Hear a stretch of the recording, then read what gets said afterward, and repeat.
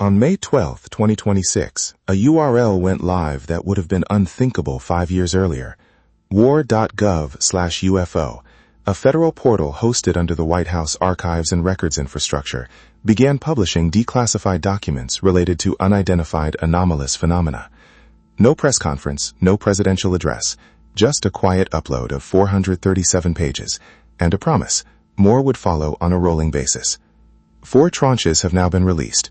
Together, they tell a story, not just about what the government knows, but about the machinery it built to decide what you're allowed to know and when.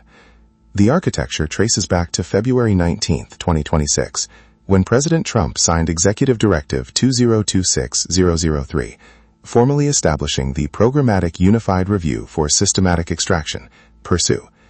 The directive invoked both the Presidential Records Act and national security authorities under Executive Order 13526, which governs classified national security information.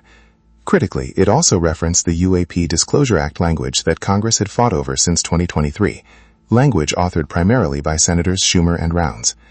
The directive gave agencies 90 days to identify all records responsive to a broad set of UAP-related categories and established a multi-agency review pipeline to process them for public release. Here's how PURSUE actually works. Originating agencies, DoD, CIA, DIA, NRO, DOE, NASA, and others, feed responsive records into a centralized queue managed by the Office of the Director of National Intelligence. ODNI doesn't make final redaction calls. Instead, it coordinates what's called an equity review, where every agency that has equities in a given document, meaning sources, methods, or programs that could be compromised, gets to flag specific passages.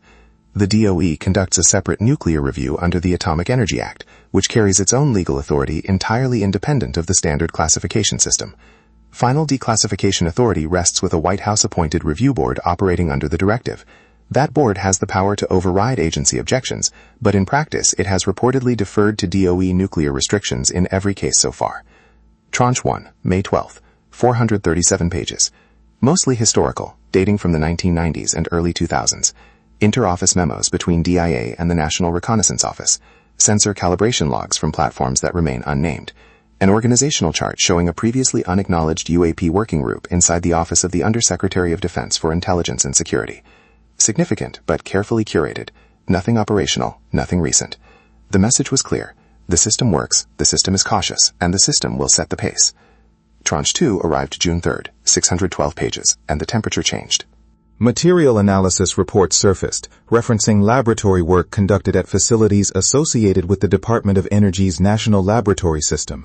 Technical language about isotopic ratios and crystalline structures that independent analysts are still working to decode.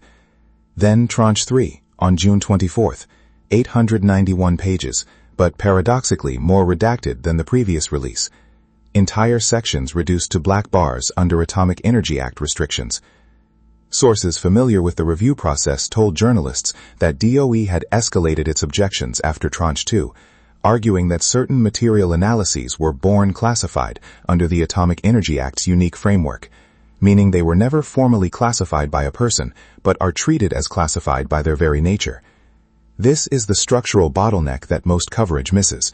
The Atomic Energy Act of 1946, as amended, creates a classification regime that operates outside the executive order system. The president can declassify national security information with a signature, but restricted data under the Atomic Energy Act requires a different process, one that involves the Secretary of Energy and, arguably, congressional notification. Legal scholars are divided on whether the president's constitutional authority as commander-in-chief supersedes AEA restrictions. Leonard Shapiro at Georgetown has called it the most significant unresolved separation of powers question in classification law. If UAP-related materials involve nuclear equities, and Tranche 3 strongly suggests they do, then PURSUE's promise of comprehensive disclosure runs directly into a legal wall that no executive directive can easily breach. Tranche 4, July 15th, 1,204 pages, the largest release yet, and a shift in character. For the first time, documents from the post-2017 era appeared, reporting chains from the UAP Task Force, incident summaries from the All-Domain Anomaly Resolution Office's first year of operation, and partially redacted satellite imagery that independent geospatial analysts quickly geolocated to sites in the Western Pacific. The redaction pattern told its own story. Sensor capabilities, blacked out. Locations, partially visible. Descriptions of observed behavior, mostly intact. Someone made deliberate choices about what the public could handle and what adversaries shouldn't confirm. The Pursue Review Board consists of 7 members appointed by the President, drawn from intelligence, defense, scientific, and legal backgrounds. Its chair reportedly answers to the National Security Advisor. The board operates under a presumption of disclosure, meaning agencies must justify withholding rather than justifying release. But justify is doing enormous work in that sentence. Agencies can invoke sources and methods, foreign government information restrictions, or ongoing operational security concerns. The board can override these objections with a supermajority vote. According to reporting from multiple outlets, the board has overridden agency objections on approximately 30% of contested documents, a rate that disclosure advocates consider encouraging but insufficient.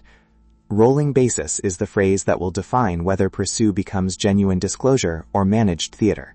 Based on the 4 tranches to date, spanning roughly 3,100 pages over 10 weeks, the current pace would take years to process the estimated holdings, which some congressional sources have placed at over 100,000 pages across all agencies.